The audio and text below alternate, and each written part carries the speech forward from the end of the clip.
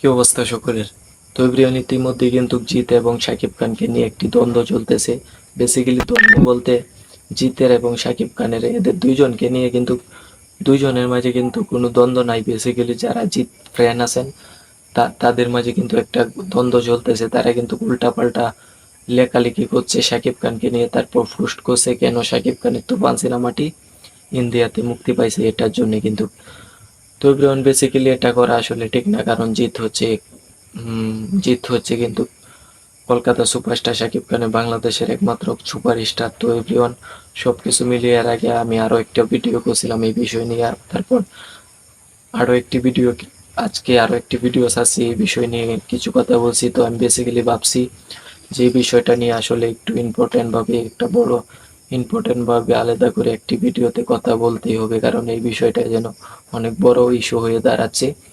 তো প্রথমে বলে রাখি জিৎ ভক্তদেরকে, আপনারা এবার থেমে যান, কারণ আপনাদের নায়কের সিনেমা জিতের সিনেমা যখন আমাদের বাংলাদেশে মুক্তি পায় তখন কিন্তু জিতের সিনেমা আমরা দেখি, কোনোটা চিন্তা করি না, শুধুমাত্র সিনেমার উপর ঝাঁপিয়ে পড়ি।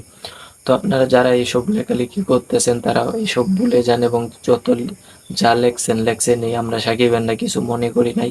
প্লিজ এসব ভুলে যান এবং শাকিব খানের তুফান সিনেমাটা কলকাতাতে সকলেই দেখেন। তো জিতের সিনেমা যখন আমাদের বাংলাদেশে আসবে তখন অবশ্যই দেখবো, সিনেমা কেন দেখবো না, কারণ জিতও একজন ভালো নায়ক, শাকিব খানও একজন ভালো সুপারস্টার। তো সব কিছু মিলিয়ে ওদের দুইজনের জায়গায় কিন্তু দুইজন ঠিক আছে। তো আমরা কেন অনক্ত যারা ভক্ত আছি, ফ্যান সার্কেস আছি, তারা কেন অনক্ত ঝামেলা পাতাবো?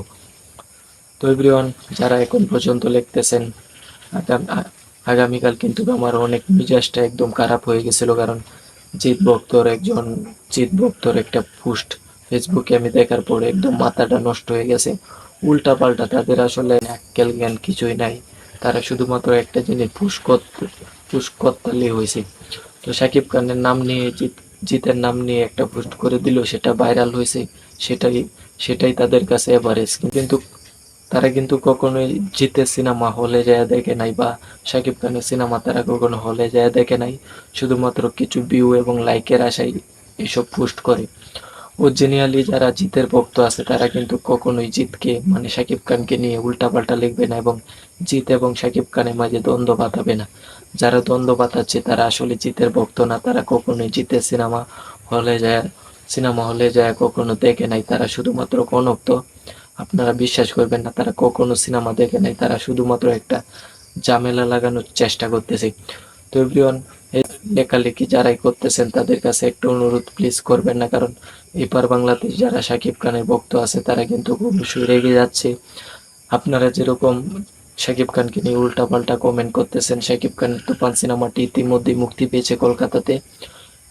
এটার জন্য যারা জিৎ ভক্ত আছেন, আমি জানি না তারা জিৎ ভক্ত কিনা, কিন্তু তারা যেভাবে লেখালেখি করতেছে, লেখালেখি এবং তাদের পোস্ট পড়ার পর আমার কোনোভাবে মনে হয় নাই তারা জিতের ভক্ত। দেখেন, জিতের ভক্ত যদি তারা হতো তাহলে এইসব উল্টাপাল্টা লিখতো না। আমি জানি জিতের ভক্তদের মাঝে একটা আক্কেল জ্ঞান আছে। তো যারা পুশ করছে তাদের মাঝে কোনো আক্কেল জ্ঞান নাই। আমাদের বাংলাদেশেও কিন্তু এরকম এরকম কিছু হ্যাটাস আছে এরকম কিছু হ্যাটাস আছে, আপনারা হয়তো বা চিনে গেছেন। তো এভরিওয়ান, যারা লেখালেখি করতেছেন তাদের কাছে আবারও অনুরোধ জানাচ্ছি, প্লিজ এইসব লেখালেখি করবেন না। আমাদের বাংলাদেশের একমাত্র মেগাস্টার, অনেক বড় মাপের একটি সিনেমা তুফান সিনেমাটি ইতিমধ্যে কলকাতাতে মুক্তি পেয়েছে আজকে। তো প্লিজ আপনারা এইসব বন্ধ করেন। আপনারা যদি এইসব লেখালেখি করেন তাহলে আমরা যারা সাকিবান আছি তারাও তো লাগের মাথায় অনেক কিছু আপনাদেরকে বলে ফেলতে পারি। তো প্লিজ আপনাদেরকে মানা করছি, অনুরোধ জানাচ্ছি, আর লেখালেখি করবেন না। নেক্সট টাইম যা নেক্সট টাইম যাতে এইসব লেখালেখি আমরা কমেন্টের মাধ্যমে বা ফেসবুক পোস্টের মাধ্যমে আমরা না দেখি, আপনাদেরকে আবার অনুরোধ জানাচ্ছি। তো এভরিওয়ান, আজকের ভিডিওটি এই পর্যন্তই। আসি, আল্লাহ হাফেজ।